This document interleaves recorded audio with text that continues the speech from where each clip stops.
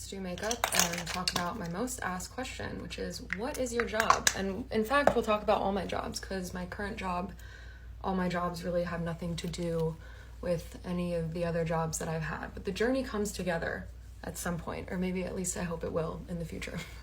I'm gonna be intermittently looking over here because this is where my little mirror is. I wanted to talk about like all the jobs I've had versus just my current job, like I said, because there's not really a through line. Also, my period's coming and I have like mole people working overtime, fracking in the depths of my skin. It is insanely painful. I don't know what to do about that. We're just gonna leave that there. But I want to talk about the whole journey just because it's not traditional, and I am 26 and I still don't really know what to do with my life. And I think a lot of people ask what my current job is because they want advice, and none of this is advice. It's just purely a narration of my journey and sort of what I learned from everything.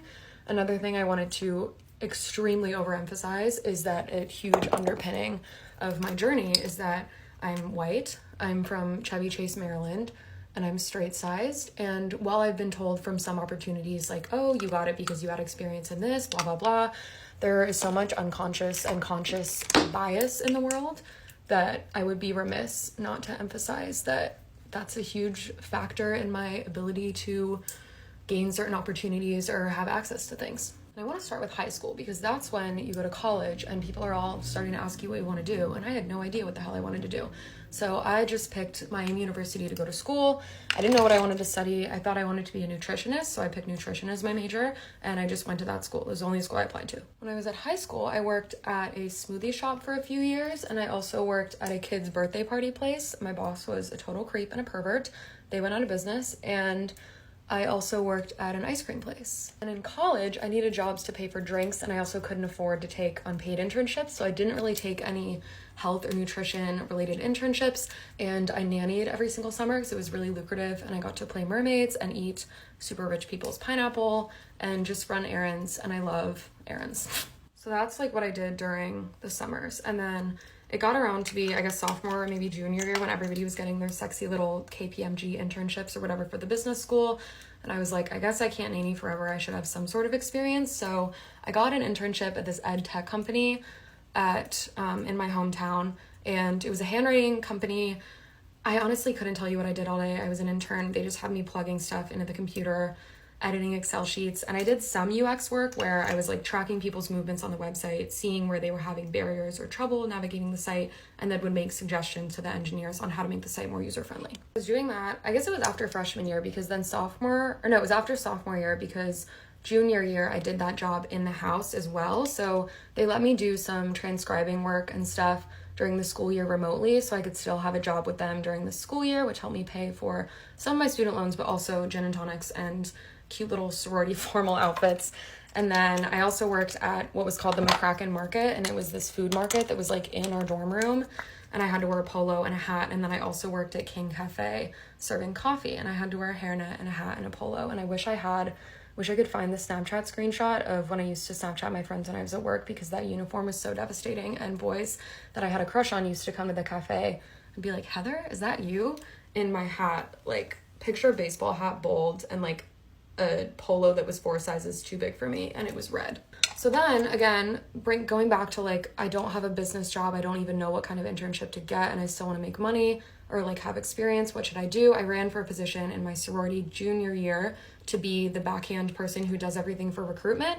And then I got connected with our sorority advisor who worked in a paralegal's office, and she needed help in her office. So I started working as her assistant as a paralegal and wrote communication newsletters about title law in Kentucky.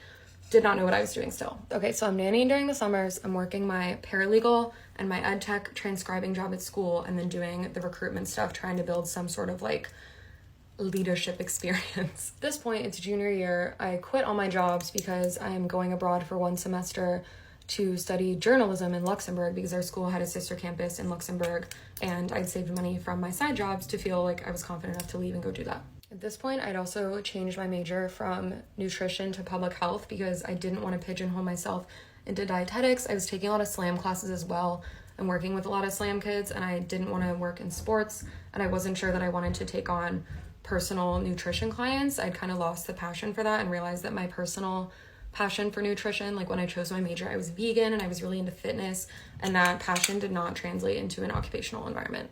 I was also inspired to switch my major because I was in a health fraternity for a short stint at some point in all of this journey.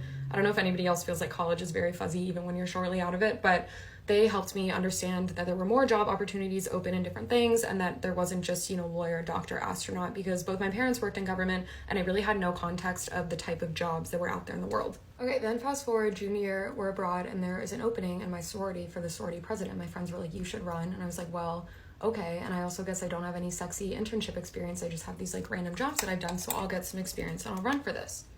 So I became president of my sorority, which was an absolute dumpster fire, but it ended up being okay. I was just 21. I was not ready for that sort of level of leadership at all, like managing 218 people that are my age, managing your peers, answering to nationals, answering to Panhellenic, answering to the social vibes of everything. But I'm so glad that I did it because I learned so much.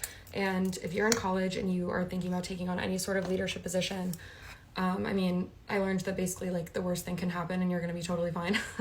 So I would definitely recommend doing it. It taught me a lot.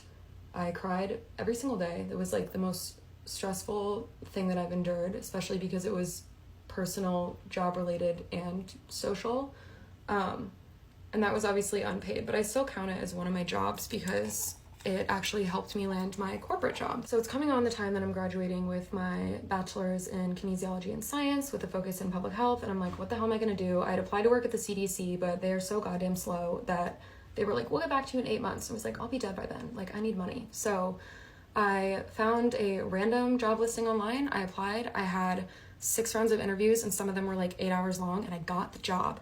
And afterwards, they told me that I got the job because of my sorority president experience, which is so funny because all of these people have double PhDs in virology, and I would have thought that all of my other things about like, I studied chemistry and I did all this stuff and I worked in ed tech and I like know UX, the way that you're emphasizing the best parts of your resume. And they were like, no, all these crazy stories you told us about sorority stuff in college and handling that, like almost getting sued twice, you're hired. I also forgot to include 2 important tenets of my job journey. One, senior year, I got very into entrepreneurship, and I took an entrepreneurship class because I was clearly not entrepreneurial. It's not really something you can take a class on, you kind of just have to do it. But I was always doing whack shit, like cooking chickens in my backyard, and Kelsey was there for all of this. And the funniest foreshadowing of all time, I got paid by McDonald's. They had these campus reps that would pay you $100 a day. Something you need to know about me is that I really never turn down a gig. I'm always house sitting, dog sitting, watering people's plants. And when McDonald's was on campus and they said, we'll pay you $100 a day to stand outside the library and hand out coupons, I said, do I eat McDonald's? No, but I need money to go to the bar and I will do this for you. I had like 500 followers and they were all my friends, and they really had us out here tasting the McRib on Instagram. They made us do a video of us going through the drive-thru, ordering a McRib and a peppermint mocha. But the best thing about this, besides being paid, is that they gave us so many coupons we couldn't possibly hand them out. So we had free McDonald's for like a year. And I'm running out of time. I still have many more jobs, so go to part 2.